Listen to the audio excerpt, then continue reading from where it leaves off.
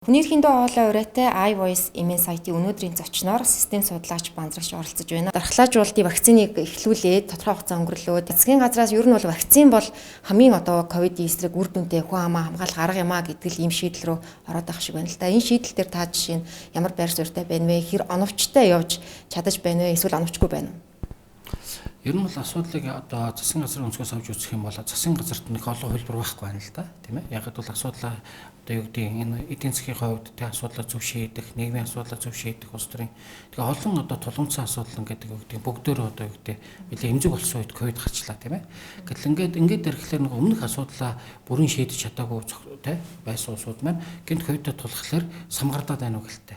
Ягаад гэвэл улс төрийн асуудал шийдэгдэг болохоор нөгөө улс төрийн хүчин хоорондоо гаргаж байгаа шийдвэртэй зөрүүтэй байх шиг байна. Эдийн засаг маань угаасаа нөгөө сүүлийн 30 жилийн яг доктортой үндэсний эдийн засаг гэдэг хөгжлийн бодлого явуулгаас болоод ерөнхийдөө гаруунд найцсан байсан чинь гинт юу гэдэг ковид ороод ирэхлээр үндэсний бодлогогүй эдийн засагтай улс чинь өөрөө яах нь нөгөө эдийн засгийн тусдаа өөрөө тэмцэгжүүлээд байдаг. Засгийн газар зөвхөн дотор ах хэмжээгээр сүүлийн 30 жилийн ерөнхийдөө үед бол эдийн засгаа яаж аврахаач мэдэхгүй, яаж уйлдахаач мэдэхгүй ингээд нэг гацаанд орцсон. Тэгэхээр энэ бүх асуудал маань учир шалтгаан нь яг юунаас болсон бэ гэдгийг тодорхойлохгүйгээр ганцхан вакцинжуулах гэдэг юм яриад байдаг. За тэгэхээр вакцинжуулалтын асуудал дээр бид нэг ганц хоёр зүйлийг нэг бөөнөр харах гээд үзье л тийм ээ. Магадгүй 100 жилийн өмнөх тийм ээ. Эсвэл 50 жилийн өмнө халдвар төвчин гарсан бол тэрийг харьцангуй гайгүй тийм ээ. Юу гэдэг хохирол багтаар давж болж байсан бол орчин үеийн ягаад хүндрэлтэй даваад байна гэж. Гэтэл орчин үеийн вакцинжуулах гэдэг энэ орон зай маань өөрөө өнөөдрийнхөө техник технологийнхаа цаг үеийнхаа орон зайтай дээр вакцинжуулахаас уялдуулж авч үзэх хэрэгтэй байна л да. Өмнөх үеэс юугаар ялгаатай ингэж. Маш энгийн жишээн дээр авч үзээг бол уран гэдэг бол тийм ээ. Юу гэдэг энэ бол цацралт гэдэг бодис тийм ээ. Энэ байгальтай байхад бол хорогоо. Гэхдээ тэр ураныг үйлдвэр аргаар идэвхжүүлчихлээр тийм цадрах эзэх тэр хоол нөлөөлөл маш их өндөр өссөн үед бол үйлдвэр аргаар идэвхжүүлсний дараа уран бол аюултай. Яг энтэй адилхан байгальд байсан тэр вирус өнөө тэр штам гэж хэлээд байгаа юм байна өөрөө. Ингээ байгалийнхаа жамаар байсан бол тэр маань өөрөө хор бахтай бас ингээд хүн яг л байгалийн вирус юм чинь зогсож болдог байсан бол тэрийг шинжлэх ухааны аргаар орхон микробиологи, нанотехнологи аргаар ингээд олон мутацид оруулаад идэвхжүүлээд холио хийчихлээр тэр нь жишээлбэл бид нар бэлтгэлгүй болчих юм л доо. Тэгэхээр анх энэ вирусыг гаргасан энэ туршилтыг хийсэн улсууд бол тийм ээ анх юу гэдэг сайн санааны үүднээс байна уу, муу санааны үүднээс байна уу анх босруулж явахдаа яг тэр мэн энэ одоогийн интеграчлагдсан технологийн үед яаж нөлөөлөх вэ?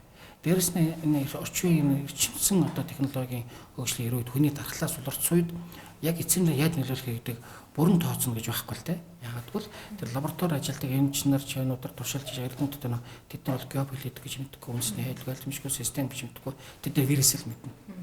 Тэгээд тухайн вирус ямар нэгэн байдлаар хэн нэгний захиалах гарч байна уу те. Эсвэл угаасаа шинжлэх ухааны юу гэдэг тань мэдгүй талаас судалж ягаад нэгэн болгочдөг. Тэрийг нэвтгчүүлээд ингээд улс оронд тараачхлаар тэр нь улс оронд өөр нөлөөлж байна. Англиэр тухайн улс оронд өөр нөлөөлөд ирэхлээр тухайн ямар улсад энэ маш хүчтэй сөргөөр нөлөөлж байна, ямар гайгүй нөлөөлж байна гэдэг асуудал авч үзсэнгүй л те. Өөрөөр вакцинжуулалт гэдэг асуудал авч үзэхээс өмнө энэ маань жишээлбэл юу гэдэг зарим хүйтэн орны те сөрөг урагсалтай хүмүүс бол Африкийн орны тэр хүчинд бол мэдэхгүй болохоор дархлаагүй. Заавал вакцин хийлгдэг тийм ээ. Яг тэрнтэй адилхан халуун дулаан орныхон хүйтэн газар очиход бас зарим хүчнээс дархлаагүй. Гэтэл яг ийм нөхцөл байдал энэ вирус минь өөрөө яг ямар орчинд илүү үржтэй юм бэ? Энэ ямар вирус гэж үзэх юм бэ? Ямар хаана аюулгүй гэж үзэх юм гэхлээр сайн нэг судалгааны явцад 3-4 юм заашгүй анхаарах хэрэгтэй хүчин зүйлс гарч ирж байна л да. Нэгт энэ вирус ковид гэдэг маань чиглэг 1 хэмээн дулаан орчинтой газар илүү тархах юм байна. Тэгэхээр манай Монгол маань өөрөө бусад тийм өндөр ингээд тархацтай улсуудын харьцуулахад үзлээр бид нар 1 хэмээн чиглэг дулаан урамсгалтай газар биш. Энэ бол субтропик гэж хэлдэгтэй адилхан экватор буюу дулаан тэр тал руугаа илүү хурдан тарах хэрэгтэй тийм ээ. Тэгэхээр нэг үндэслэх чиглэг, хоёрт нь 1 хэмээн дулаан. Манай Монгол бол эрсэс урамсгалтай. Хоёрт хуурай урамсгалтай. Тэгээ 1 хэмээх биш. Тэгэхээр энэ утгаараа энэ маань өөрөө байгалийн зам ёсоор тухайн вирус манай Монгол тархацахад ер нь бас нэг тийм байгалийн юм хаалт болчихж байна л доо. За мэдээж хүний биед ингээд яг үнэхээр тархаад ороод ирсэн хүнээс халдварсан тохиолдол яах вэ? Тэр тохиолдолд тухайн хүний өөрийнх нь бие организм эсвэргүүц чадвар ямар вэ гэж тийм ээ. Англиэр хүн хууч өвчтөй юу үгүй юу гэдгээс хамаарат яах нь энэ өвчин өөр нөлөөлж байна. За тэгэнгүүт тухайн хүний бас өөрийнх нь тэр тухайн юмд эсвэргүүцэх чадвараас хамаарат нөлөөлөхөөсөө болоод хэрглэж байгаа бас эмэн чанартай чанаргүйгээс хамаарат бас хэр хурдан давах удаан давах. Гэх мэтлээ ингээд одоо зөвхөн вакцинжуулалтыг авч үзэх юм тийм ээ. Энэ вакцинжуулалтыг эргэн тойрондоо тэр орчныг судлах хэрэгтэй байсан байна л да. Тэгээ улс орнуудад ямар улсад айгүйх одоо хүчтэй одоо тарах вэ? Ялангуяа энэ дараа дэш бол улс төрийн хүчин зүйлс гэж авч үзэх юм бол улс төрийн хүчин зүйлгээ та туссан шүү дээ. Жишээ нь манайд энэ улс төрийн хүчин зүйл нь хэр их нөлөөлөд байгаа юм бэ? Манайхан улс төрийн хүчин зүйлс гэхэлэр ганцхан удирдагчийн хүчин зүйлс таарад байдаг. Тэгэхээр энэ хоёр алгаж харах хэрэгтэй юм байна. Яг бол нэг нь улс төрийн тогтолцоо нь ямар вэ? Хоёр дахь нь улс төрийн тэр лидер нь буюу удирдлага нь ямар вэ гэж харах хэрэгтэй. Гэтэл улс төрийн тогтолцооны хувьд гэх юм бол би дөрөв нь хэлж байгаа юм дээр үргэлжлүүлэхэд эхлээд энэ дарангуус нь тийм ээ. Одоо нэг одоо удирдлагатай улсууд бол энэ юу гэдэг энэ вакцин вирус минь бол багт тархаж байна. Гэтэл арчлал тийм ээ хүний эрх хамгаалс улсууд энэ бол илүү хүчтэй тархаж байна л да. Жишээл Европын орнууд, Америк хүний эрх гэдэг газрууд бол яг бол хүний эрх гэдэг асуудлыг шийдэхгүйгээр вакцинуудад шууд ингээд тулгацсан чинь энэ хоёр зөрчилдөд ирэнгүүт тэнд асар их нөгөө юм сөргөөр нөлөөлж чинь. Тэгэхээр улс төрийн тогтолцоо нь яг ямар улс төрийн тогтолцоо вэ? Систем бай тийм ээ. Дарангуус нь эсвэл ардчлал нь, хагас ардчлал нь гэдгээс нь харж иж тэргийн нэг талаас энэ тэр нь өөрөө тухайн нөлөөлөд байгаа юм. Хоёр дахь нь тухайн лидер буюу удирдлагын асуудал. Одоо ардчилсан улс ч бай тийм ээ. Эсвэл одоо дарангуус улс ч бай тийм ээ. Тухайн тэр системчлэг институцчлэг улс бол тийм үү. Тухайн асуудлыг авч үзэхдээ маш хурдан зэгцэж амжиж байна. Институцчлэг дээгүү тийм ээ. Өөрөөр хэлбэл институцчлэг гэж юу хэлээд байна гэхээр тухайн улс төрийнх нь удирдлага нь өөрөө тийм ээ. Улс орноо удирдах тэр одоо төлөвшил, мэдлэг одоо тэр зохион байгуулалт орсон гэсэн үг л дээ. Тэгэхээр улс орноо удирдах төлөвшил, мэдлэг зохион байгуулалт орсон улсууд нь бол яах нь асуудлыг бол маш хурдан үндэсний эрх ашиглалаасаа шийдэж болж байна тийм ээ. Жишээлбэл одоо Германы жишээн дээр тийм ээ. Нөгөө зарим улсуудын одоо манай Монгол улс шиг эсвэл Африкийн орнууд гэдэг ч юм уу та тийм эсвэл одоо нэг тийм дайнд ажинтай тийм замраагүй улс төрийн одоо юу гэдэг янз бүрийн юм зөрчилтэй улсууд бол яах нь тэр улс төрийн удирдлагын нэрвэ асуудалдаа өөрөөгөө улс төрийн асуудлыг шийдэж чадахгүй үнээс үүдээд мэдээж цааш нь бол одоо эдийн засгийн нийгмийн асуудал хүндэрсэн гэсэн үг л дээ. Үүн дээр ингээд одоо юу гэдэг ковид өвчний асуудал ороод ирэхлээр самгаартаад байна л да. Өмнөх асуудлаасаа болж ороогдож унжих гад байдаг. Шинээр гарсан асуудлыг шийдэж чадахгүйс унжих гад байдаг. Тэгээ ийм үедээ нөгөө яг юун дээр суулж асуудал авч үзэх гэдэг тулгцыг олж чадахгүй болохоор өнөөдрийн хүртэл одоо манай монголчууд асууж хийдэг болохоор нөгөө вакцин гэдэг нь болчихж байна л да. Хоёр дахь хүчин зүйлс тухайн вакцинжуулах шийдвэрийг гаргахдаа тухайн вакцинаас судалсан юм. Вакцин гэж юу юм бэ? Түрүүний хэлдгээр хүний бие организм яаж нөлөөлөд байгаа юм бэ? Вакцинжуулал ямар үе шаттай вакцинжуулах юм, тийм ээ? Ямар тунгаар вакцинжуулах юм?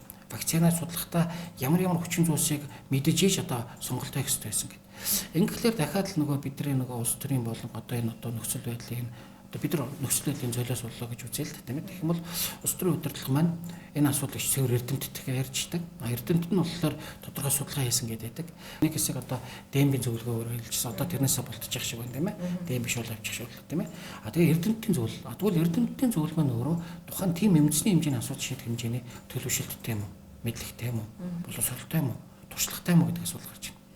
Мэдээж энэ дээр би бол нарийн мэргэжлийн одоо хүмүүсүүдийг оруулмаар байна тийм ээ. Тэд нар маань бол яг өгсөн даалгавранд байж байгаа. Гэтэл нарийн мэргэжлийн гаргасан төгөлтүүдийг нийлүүлж болгоно гэдэг чинь бас тусгай онцгой ур чадвар шаарддаг юм л да. Тэгэхээр мэргэжлүүд маань өөрсдөө нэгдсэн төгөлт яг үнэхээр яг одоо яг ийм вакцинжуулах гэсэн төгөлт гарсан юм уу? Эсвэл одоо улс төрчдийн шаардлагаар гарсан юм уу? Өөрөөр хэлбэл шинжлэх ухааны салбарын эрдэмтэд маань одоо эрүүл мэндийн салбарын эрдэмтдтэй нийлээд байр сууриа яг өөрсдөө байр суурь илэрхийлсэн юм уу? Хин нэгний нөлөөнд автахгүй байгаа.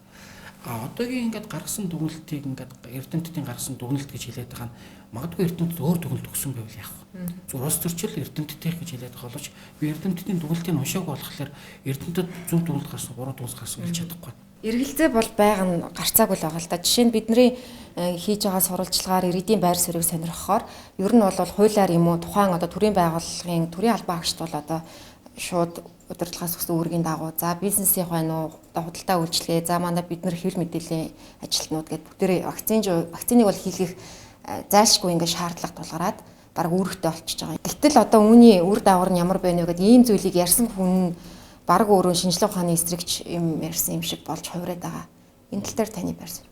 Нэлийн хөгжингүй орнууд бол одоо нийт одоо улсынхаа дотоодын нийт бүтээгдэхүүний 2% жишээлбэл энэ судалгаа эрдэм шилжлийн салбарт зарцуулж байна тийм ээ. Гэтэл манай бол тэгээгүй 2 байтугай ер нь бол хаягдсан тийм ээ. Тэгээ энэ 30 жилийн хугацаанд манай эрдэмтэд бол зөвхөн өөрсдөө бор зүрхээрээ өөрсдөө юм сурч мэдээ гэсэн тэр тань мэдхүүгээрээ 30 жил шахав явуулчлаа л да. Тэгээ 30 жил явахтаа нөгөө тухайн салбарын ямаараа мэрэгсэн болохоос энийгээ үндэсний бодлоготой яаж уялдуулах талын засаг зохицуулах болохоор ингээд нэг тийм бүгд ангал үсчээд байна. Яг саяны өөрөө чи хэлдэг дээр шинжлэх ухаан сайенс гэж байдаг бол pseudo science буюу хуурамч шинжлэх ухаан гэж байдаг. яг энэ жишээлбэл одоо юу гэдэг дөрөнд болох гээд докторийн зэрэг ингээд мөнгөөр төлөөд авчихсан бас нилээдгүй эрдэмтэд би болчих.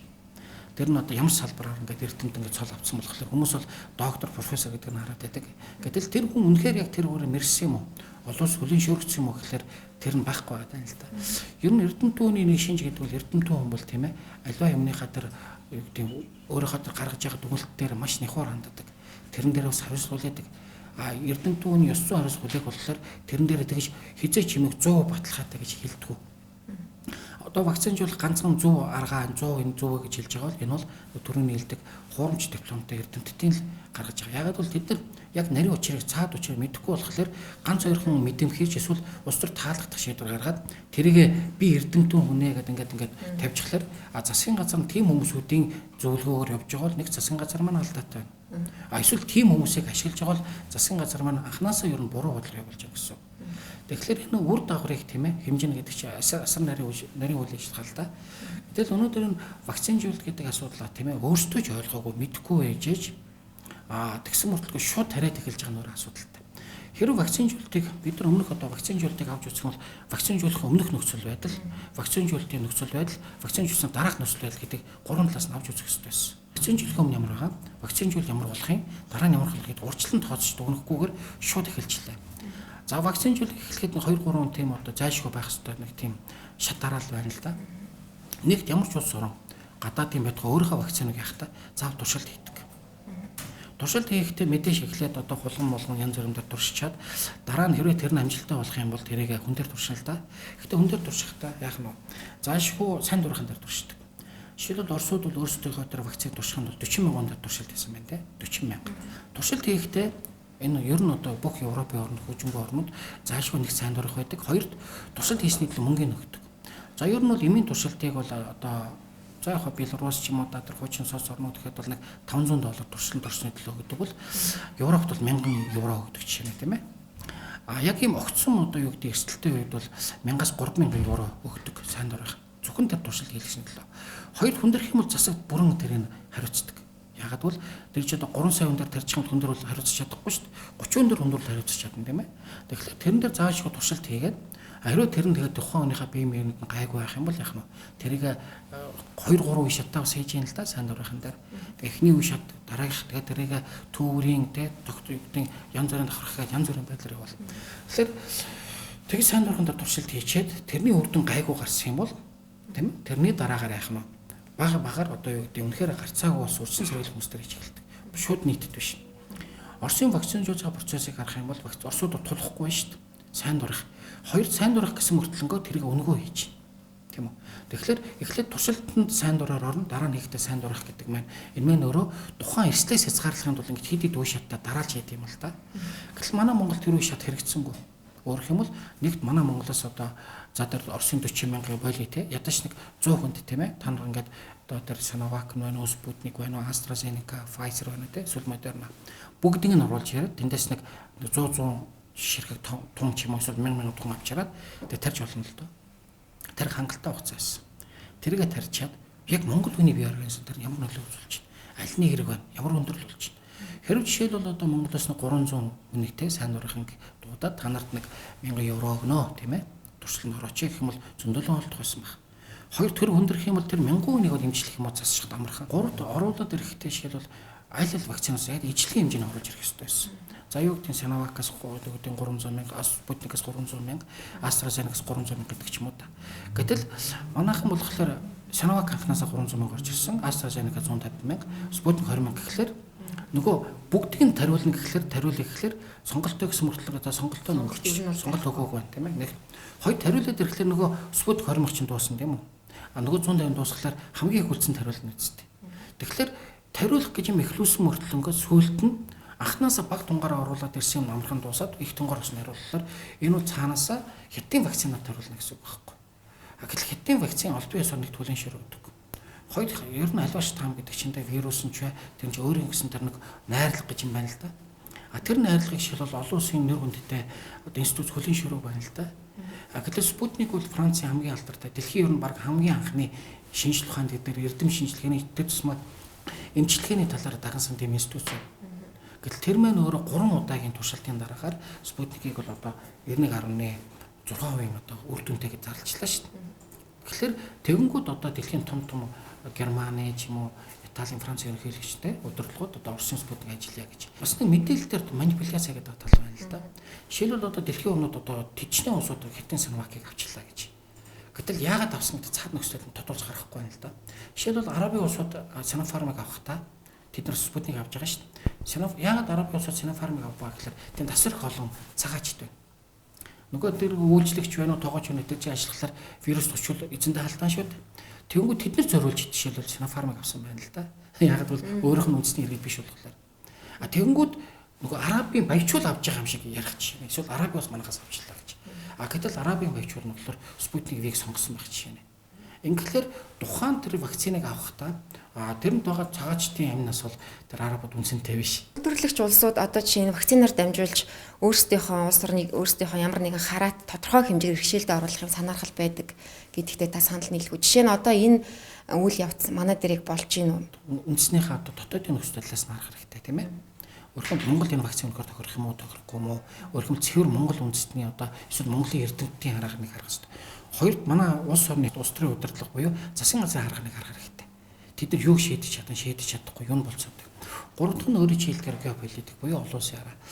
Тэгэхээр энэ маань өөрөө гуруулаа маш нарийн түн шинжилгээ шаарддаг 3 чиглэлтэй. Гуруулын нарийн түн шинжилгээ хийхгүй бол ганцхан юм дээр яачих юм болдгоо. Тийм улсууд тийм ээ. Өөрийнхөө улсад одоо юу гэдэг хүн дээр туршилт, эмийн туршилт хийхлээр маш их нарийн шалгууртай өртөг ихтэй болохоор гадаадд туршилт хийдэг болж байгаа. Гадаадд туршилт хийнэ гэдэг маань юу гэхээр хамгийн хууль зүйн хувьд одоо хяналт багтай, хамгийн амт зардалтай. За тэгэхээр гадаадд ингээд одоо вакцины туршилт, эмийн туршилт хийдэг болсноос хойш Contract Research Organization буюу одоо өөрөх юм бол ийм одоо нэг юм шин төрлийн одоо бизнесийн байгууллага гарч ирж байна л да. Contract Research Organization буюу энэ маань өөрөө гэрээг судлах одоо байгууллага гэдэг нэрэнд ор тийм ээ. Одоо энэ Википедиа одоо мэдээлэл рүү ороод үзэх юм судалж үзэх болно тийм үү. Тэгэхээр тэрний одоо юу гэдэг ихний одоо 10 15 одоо компаниудын жилийн орлого нь одоо нэг нэхэд одоо 4.5 тэрбум доллар байна л да. Жилийн орлого шүү дээ. Тэр бол туршилтыг зохион байгуулахад гол үүрэг гүйцэтгэх байгууллага тахгүй. Тэгэхээр туршилтыг зохион байгуулахад жилийн орлого нь 4.5 хамгийн доотлох нь жилдээ 6-700 сая доллар ашиг олно гэхэлэр энэ ашигтай бизнес байгаа. Эхлээд нэг номерын бизнес, эмнэлгийн бизнес гэдэг л дээ. Хард тамхи дайнаас шилүү тийм бизнес. За тэгэхээр энэ компаниуд маань өөрөө ихэнхдээ бол одоо бүх зах зээлийг өөрөх нөлөөнд авах гэж бодлого байна л да. За жишээлбэл одоо AstraZeneca байна уу тийм ээ. Эсвэл одоо тэр Pfizer байна уу, Moderna байна уу тийм ээ.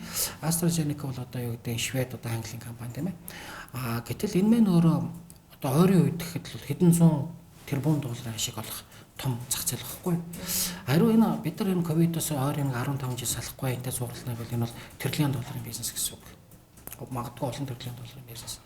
Тэгэхээр энэ зах зээл дээр эртнээс нь ноёлох байр суурь эзлэхгүй бол аюулгүй том бизнес алдна гэсэн үг байхгүй. За ингээд тэгэхээр өөрөөр хэлбэл геополитикийг авч үзэх юм бол дэлхийн эрүүл мэндийн байгууллага ямар байгууллагууд хамгийн их мөнгө хандилдаг вэ гэхээр ер нь бол эмийн үйлдвэр. Эмийн үйлдвэрийг төлөөлж байгаа. Өөртөө зөвшөөрөл. Тийм улс төрчид тийшээ дэлхийн эрүүл мэндийн байгууллага тасрах мөнгө хандилдаг гэсэн. За сүүлийн үед бол одоо Трамп ерөнхийлөгч байхдаа хэлдэг үг үнэн л дээ. Энэ бол хятадын байгууллагачлаа гэхээр хятадын одоо юу гэдэг нь лобби бол асар хүчтэй болсон л доо. Гэтэл энэ маань өөрөө яг одоогийн ковид гарсан үетэй ингээ холбоотой гэхээр дэлхийн эрүүл мэндийн байгууллага гэдэг нь уул бол олон улсын дэлхийн эрүүл мэндийн байгууллагуудыг яг нэгтгсэн бодлого явуулах хэрэгтэй болохоос тэгэж ингэж хутгалах ёсгүй байгууллага л да. Гэхдээ одоо хэтэрхий улс төрсэн байгууллагачлаа. Тэгэхээр манай Монгол шиг улсууд бол зөөрлөө л да тий. Зүгээр эсвэл Африкийн буураа орно гэдэг 3 сая яг тоон багч гисэн. Гэхдээ удирдлагын юм замраагүй үед бол тийм ээ. Та нар манай вакциныг төрүүлээд оруулж чачээ гэсэн тохиолдолд тэрийг бол мэдээж биднээс ингэ зохион байгуулахгүй шүү дээ. Тэгэхээр хүмүүсийн хардаад байгаа тийм болцсон юм биш үстэй гэдэг хадлага үнэлтэй байх магадaltaй. Яагаад гэвэл энэ олон вакцинаас яагаад Sinovac-ыг ингэ төрүүлж чухалчилж явуулаад байгаа. Өөрөөр хэлбэл Sinovac бол үндсэндээ Moderna, Pfizer, Sputnik-ийг аль ч талаас үзүүл дээр гүцэхгүй. Өөрөөр хэлбэл одоо айргийн тавьж орохгүй байгаа. Гэтэл тэрийг яагаад ингэ төрүүлж оруулж ирв, тийм ээ? Оруулж ирсэн мөртлөнгөө дэлхийн эрүүл мэндийн байгууллага аль биес зөвшөөрөх тариад эхэлнэ гэхээр энд бол том одоо корпорациудын геополитик нөлөө байх магадлал өндөр маркетингийн хувьд бол хүний чихнээс чихэнд явуулна гэдэг нэг арга байдаг л да. Тэгэнгүүтээ тэр дотор аюулгүй хүн байна. Би тариулжлаа гэдэг юм яг тийм ээ. Тэрийг бол одоо нөгөө юу гэдэг нь одоо нөгөө Францаар бол одоо энэ нөгөө зах гэж байдаг л да. Одоо тэрийг бол одоо ямар зах байдаг гэхлээр тэрийг нөгөө одоо шууд орчуулбал бөөсний зах гэсэн үг тийм ээ. Тэр юу л зүгээр хэллэг тийм ээ. Тэрний яг нь бөөш ингэж олон ингэж хүмүүсийн дунд мэдээлэл тарахыг хэлдэг тийм ээ. Тэгээд яг тийм бас ойлголт. Тэгэхээр нөгөө олонний дунд тийм юм явуулахад. Тэгэхээр өөрөөр хэлэх юм бол энийг бол одоо яагаад гинт одоо огцомд бид нар ингээд вакцины тухай мэддэггүй байжснаа гинт яагаад хятадын вакцины л өндөр мэдлэгтэй болчихв. Энэ тухай мэдээлэл тарах тийм ээ. Тэгэхээр телевизээр олигдох сурчлагаа явуулсангүй, тань мэдүүлэх юм явуулсангүй. Эрдэнэ мэдээлэл хийгээ хаад гинт ард түмний дунд гинт ягаад хятад вакцины сайн гэдэг нь явчихв гэхээр энэ асар их мөнгө хайж ижилдэг гэж амархан тэр газар авна л да. Хятад вакцины дээр чинь төвлөрөхөд за энэ вирус анхнаасаа хятадаас гаралтай. Дээрээс нь хятад улс одоо маш олон сая хүн амаа энэ вакцинд ингээ хамруулад үр дүнтэй байгаа гэдэг ч юм уу нэг ийм мэдээлэл бас их нөлөөлөд энэ үү. Хятад өөрсдөө яг уурхай ард түмэнд яг энэ вакцинжуулж байгаа гэдэг мэдээлэл бас үнэхээр бодиттой үгүй гэдэг асуудал гарч ирнэ. Нэгд бол тэрбум 300 сая тийм ээ. Тийм хүмүүс богино хугацаанд вакциныг үйлдвэрлэх хүргэнэ гэдэг бол асар их эдийн засгийн хүчин чадал олон юм шаарддаг. Мэдээж хятад тодорхой төвшөнд вакцинжуулж байгаа. Гэхдээ хүн амынхаа яг хэдэн үеийг хамарсан бай. Тэрбум 400 сая хүн шүү дээ. Энэ бол 140 хүн биш тийм ээ. Тэгэхээр богинохон хугацаанд тэр вакциныг үйлдвэрч тарина гэдэг хоёр хятадын вакцин өөрийнхөө зах зээл энэ чинь өөрөө шил бол хятадууд өөрийнхөө зөвхөн тэрбум 400 сая хүнийг вакцинжуулна гэхэд энэ чинь өөрөө тухайн эмийн компаниуд асар их бизнес واخгүй юу. Доод хотод. Гэтэл хятадууд маш олон улс руу өгч байна. А энэ юу вэ гэхээр хятад өөртөө өгөхөөсөө илүү тухайн олон үндэстэн нөгөө тэрийг тарааж байгаа. Нэг талаасаа энэ бол вакцины дипломат гэж тийм ээ. Өөрөөр хэлбэл би танарт тусалсан. А нөгөө талаас нөгөө үнэгүй бяцлаг зөвхөн хулганы хавханд байдаг гэдэгтэй адилхан үнэгүй гэж байдаг юм л да. Таны ярианаас бол бид нар туршилтанд л орж байгаа юм байна л гэж ойлгогдлоо. Туршилтанд орох гэдэг бол аюулын хамгийн энгийн өнцгөлтөө. Энэ бол хамгийн доод түвшин. Одоо аюулын үзүүлэлтээр бол доод түвшин. Энээс илүү аюултай үр дагавар байх магадaltaй л да. Энэ юу гэхээр би нөгөө тухайн вакциныг авч байгаа талын бодлогыг ойлгохгүй гэдэг нь манай засгийн газрын бодлогыг ойлгохгүй. Мянган хүн дээрээ туршичаад тэгээд болж ийн гэвэл тэр яах ёстой байхгүй. Гэтэл манай монголчууд хүн байдгаа цагаан болгон дээр ч туршаагүй. Эхлээд цагаан болгон дээр туршин тийм ээ. Дараа нь хүн дээрээ туршин сайн дурхан дээр дараа нь ард түмдээ тарих байсан бол манайх цагаан болгон дээр ч туршаагүй. Тэгэхээр сая бол үндсэндээ манай засгийн газар маань одоо нэг хэрвээ тэр сая хэдэн хүн тариулсан гэлээ 300 гаруй мянга. 300 мянган хүнийг цагаан болгон л гэж үзсэн юм байлгүй дээ бодвол. Ер нь яг энэ асуудал дээр хариуцлага хүлээх хүн байгаа юм. Хариуцлага нь өөрөө би одоо юу гэмдэ их тийм одоо шууд хэлэхэд одоо хүүхдийн нэг төрмөр нэг тийм хариуцлага байна л да. Жишээлбэл үндэсний эсрэг одоо гэмт хэрэг хийчихэд хүн огцорно гэдэг чинь өөрөө те энэ хариуцлага биш байхгүй юу? Яагаад ч юм хүн албан шараас огцорхыг одоо хариуцлага хүлээсэн юм шиг ойлгуулад байна. Үгүй. Яагаад гэвэл өмнө нь одоо манай улс төрчид буруу бодлого гаргаад тийм ээ тэр улс төр нам улс орны эдийн засгаар тоглоно уу, тийм ээ нийгмээр тоглоно уу. Энийг бол одоо яах вэ тэгэл тэсэж болно гэж бодъё л да. Гэхдээ үндэсний хувь цагаар тоглоно гэдэг чинь өөрөө бид өнөөдөр шийдвэл хувь цагаар тоглох сонгол өгөөгүй шүү дээ тийм ээ. Тодорхой асуудлыг шийдэх. Гэхдээ шийдвэрлэхдээ бид нар ах уу ч юм уу да боловсрол ч юм амжиргаа гэдэг шийдвэрлэхээ сонгосон болохоос миний амьсаар тоглоорой гэж өгөөгүй шүү дээ. Мэдлэггүй халуун сэтгэл тэмгийн дүрсэн дүү гэж тийм ээ. Тэрнтэй адилхан нөгөө зөвхөн нэг сайхан сэтгэлээр хандаад шийдэх гээд байгаа нь тэгсэн чи гай болно тийм ээ. Эсвэл тийм ээ зүгээр даалгавартай. Өөрөөр хэлбэл одоо зарим хүмүүсийн хувьд бол тэр нөгөө өөрийнхөө улс төрийнхөө эрх мэдлийг алдахгүй байх нь Монголын үзээс илүү чухал байна л да. Тэгээд тухайн асуудал хүндрээд ирэхлээр би энийг хийсэн хүн болж харагдах гэдэг болохоор өөрийгөө аврахын тулд ард түмний живүүлж яана л гэсэн үг байхгүй. Ягаад бол тэр хүний хийсэн шийдвэр буруу байх юм бол би хариуцлага хүлээж болохоор би яаж яаж ард түмний өмнө энэ хариуцлагаас мултрахын чухал. Ангийнхлээр нэг урд тормоогоор хойд тормоогоо хаана гэдэгтэй адилхан нэг улс төрч хүн алдаа хийсэн бол тэрийгэ засгаасаа илүү хамгаалах гад илүү аюултай үйлдэл хийгээд байна л да. Тэг үндсэндээ тэр анх одоо юу гэдэг ковидыг алдсан юмас та болж эдийн засаг зогсоосон гэдгээсээ болоод яг нь вакцинжуулалт орчиж байгаа байхгүй. Гэтэл вакцинжуулах чинь тэр эдийн засаг нурсан алднаас илүү том аюултай гэдгийг ойлгохгүй байна л да. Ийм болохоор ер нь улс төрд гэдэг маань өөрөө үндэсний хэмжээний хараагүй мэдлэггүй байхаас гадна тийм сэтгэлийн хатгүй очих аюул юм.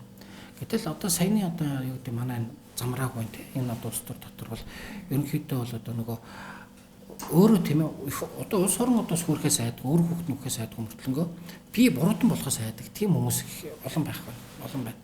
Тэгээд дээрэс нь одоо нам гэдгээс намын нур унахаа сайн хайж байна тийм ээ. Тийм болохоор та нар ингэх юм намын эсрэг болсон шүү гэж шилдэг ч юм уу яадаг ч юм.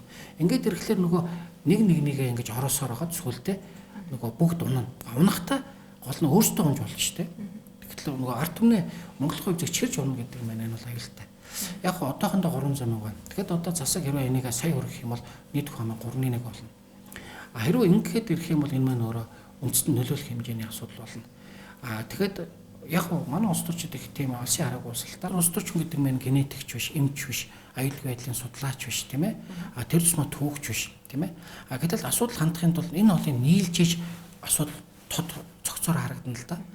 Тэгэхээр яг засчулахалда 2013 онд элбэгдэж ерөнхийлөгч нэг удаа нэг уулзаад нэг яхад тэр үед бид нар зөвлөсөн юм л доо. Ер нь бол үндэсний хэмжээнд засчулах алдаа, засчулахгүй алдаа гэж хоёр янзаар харуулах цогцолтой юм шиг байнамаа. Тэгэхдээ үндэсний хэмжээнд юг засчулах алдаа гэж үзэх үү, юг засчулахгүй алдаа гэж үзэх үү. Ер нь бид нар 2010 оноос хойш боловсруулсан бидний нэг юм загварчлал гэдэг юм л да. Бид нар 7 үе шаттай үзүүлээд эхний 3 шатыг бол бид засчулах алдаа гэж үзнэ. 4 5 дахь шатыг бол бид нар сахин амьдрал тас гэж хэлдэг байхгүй юу? Өөрхөн эрчим дэмжлэгээ. Энэ амьд галчмууд үгүй шийдэж бодгоо. 6 7 дахь түвшин бол үндэстэн сүрнэ гэсэн үг тийм ээ. Хүн амын генетик тийм ээ. Одоо юу гэдэг энэ хүний генд нөлөөлөх хэмжээний юм бол 30% хүрэх юм бол энэ бол засчулахгүй алдаа болно гэж. 30% гэдэг чинь бараг 3.1 шүү дээ тийм ээ. Бусад юм бол одоо 90% өрсөн ч гэсэн засаж болдог. Жишээл эдийн засаг 90% нөрсөн байна уу? Газар шороо одоо аюул тэр болсон ч гэсэн 70% байна уу? Болдог бол хүн амын генетикт 30% нөлөөлөх хэмжээний эрсдэл. Тэгвэл бид өнөөдөр тийм ямар оролдоод хэрэггүй гэсэн үг л дээ. Би одоо сүүлийн үед юу хараад байна гэхээр манай нөгөө онцгой байдлын сайн ажилт юм байна. Эмч нар сайн ажилт юм байна. Засгийн газар магадгүй сайн ажилтдаг. Би одоохондоо сайн гэж хэлж чадахгүй л да. Зүүрлээ сайн ажил. Гэхдээ эдгээр уйлдахгүй тохиолдолд бүх юм урчиж байгаа. Хоёр дахь нэг асуудал гэхээр манай шинэхэн ерөнхий сайд маань ирдүүдгэн та нар ингээд ямиг цогцоор хандахгүй гэдэг гоё хэлэхээр олзуурч яасан л да. Гэтэл нөгөө хүн маань өөрөө систем буюу ямиг цогцоор яаж холбогдгийг мэдэхгүй зүгээр амаараа хэлээд нэмэргүй байт юм байна. Тэрийг амаараа хэлэх гэж нэг өөр тийм ээ. Яг тэрийг яаж эвлүүлдгийг мэдэх гэж нэг өөр. Ийм болохоор асуудал холбож чадахгүй байсаар байтал нөгөө өмнөх хийжсэн нөгөө үн өнгөрч чинь л нэгдүгээр шатны одоо аюулын нэгдүгээр шатанд байхдаа босуулсан бодлого хийгээд ингээд уйлуулах зэрэг хоёрдугаар шат шилжиж.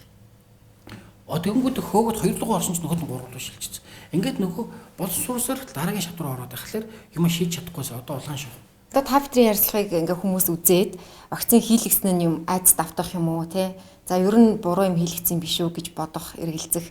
За хийлгэх гэж байгаа хүмүүс нь магадгүй бас бүр илүү хэрэгэлзээнд орох ч юм уу. Иймэрхүү үр дагуулж магадгүй л дээ. Хууль гэдэг юм та нар нэг болгооч.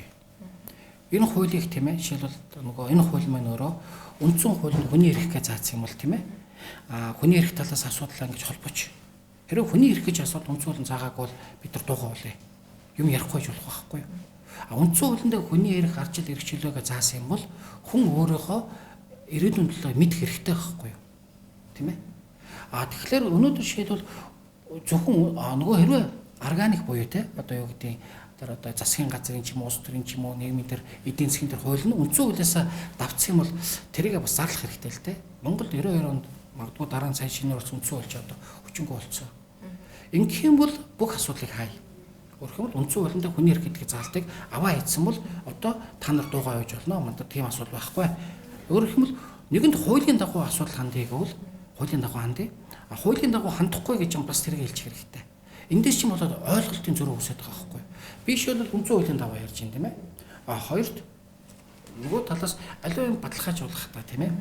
Яагаад те нэг талыг тийм ээ. Одоо үрдэнг одоо юу гэдэг нь цэл одоо миний мэдээллийг буруутай гэж үзэх юм бол та худлаа мэдээлэл тараасан гэх гэдэг. Тэгэхээр би зөрүүлээд хэлнэ л дээ. Намайг худлаа хэсэг нотлоо гэж хэлнэ. Хэрвээ намайг худлаа хэсэг нотлохгүйгээр шүүх юм бол би үлэн шүүж чадахгүй. Гэтэл хамгийн гол асуудал нь худлаа хэсэг гэдэг нь нотлохгүйгээр шүүгээд байна ойлгохгүй. Энд чинь өргөм хүмүүсүүдийг ингээд хайрцаглаад байна шүү дээ. Тэгэхээр эхлээд хуулийн шийдъя. Хоёр дахь юм бол энэ Монгол улс тийм ээ. Энэ Монгол улс гэдгээр байгаа мó байхгүй мó гэдэг шийдъя. Хэрвээ энэ Монгол улс биш болсон юм бол би одоо шил айл нэг улсын эсвэл олон үндэсний улс юм бол би энэ асуудыг хаймаар байна л да. Би үндэсний асуудал ярмаар байна.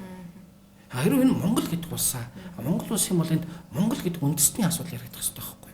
Энэ үндэстэн цаашаа байх юм байхгүй. Тэгэхээр би засгийн газар юу усвыг бол банзарч гэдэг үнийг Монгол улсын иргэнээс хасчихаа гэж үгүйсэн. Харин Монгол улсын иргэнээс намайг хасаагүй юм бол би Монгол улсын иргэн юм бол би Монгол хүний төлөө хийж байгаа та нар бодлогоо та нар Монгол хүнтэй чиглүүлээч гэж хэлэх хэрэг нь надад байгаа байхгүй юу. Энэ ард түмний засгийн газар биш бид улс төрчдийн бидний засгийн газар гэж хэлж бол надад амар. Тэгвэл би тариулахгүйгээ өөрөө шийдэ, өөхөхгүйгээ өөрөө шийдэ. Миний өмнөөс миний төлөө гэж гарсан засаг өнөдр тийм ээ. Монгол улсын засаг гэж байгаа юм бол Монгол улсын засаг гэдгээ бодит үйлдэлээр харуулах хэрэгтэй л дээ. Шийдэн гэж хариуцлагагүй юм замрууг орчин дотор тэгвэл миний оронд асуудал шийдэх юм хүмүүс хариуцлага хүлээ. Өөрөө оюу эрдэнэ гэдэг одоо ерхий сайд би шийдэж чадахгүй бол би надад шууд эрүүгийн юм байна уу? Тэр хариуцлага үүсгэх ингээд яв гэж хэлэх хэрэгтэй байхгүй. Тэгэхгүй зүгээр нэг тийм одоо үүлэн дээрх нэг юм яриад ингээд ахлаар чинь тийм ээ. Бодит хөрсөн дээр юу ч байхгүй. Зүгээр нэг 60 онд гоё болно гэдэг юм гэхэлэр тэр 60 онод хамаагүй. Надад өнөөдөр энэ миний хүүхэд монголчууд маань эхлээд эхнийх юм тавья. Ганцхан ковидгаа л шийдчих. Энийг л аюул болгочих. Тийшээ л анхаар. Тэгэхгүй гол асуудлыг шийдээг гэж олон юм яриад ингээд ахлаар юм ч наалдахгүй болохоор. Ерхий сайд нь өөрөө хэлсэн бас нэг үлгэрлэл гэж харах хэсэг байна л да. Тэгэхээр тэгж болохгүй л дээ. Тэр маань юу вэ гэхээр ерөнхий сайд өнөөдөр өөрийгөө төлөөлж хийлгэж байгаа болохоос 3 сая хүний төлөөлөөгүй шүү дээ. 3 сая хүнийг өгүүлэх хэрэг одоо энэ ч байхгүй шүү дээ. 3 сая хүний хувьцааг шийдэж байгаа хэзээ ч юм хариуцлага хандж болохгүй. Жишээлбэл би идсэн гайгүй чинь та нар идэх юм уу? Гэт тэр хүнд ганцхан аюулгүй өгнөд бусдын аюултай өгж байгаа юм хинч мэдэхгүй шүү дээ. Тийм болохоор тийм хариуцлагагүй байж болохгүй. За баярлалаа.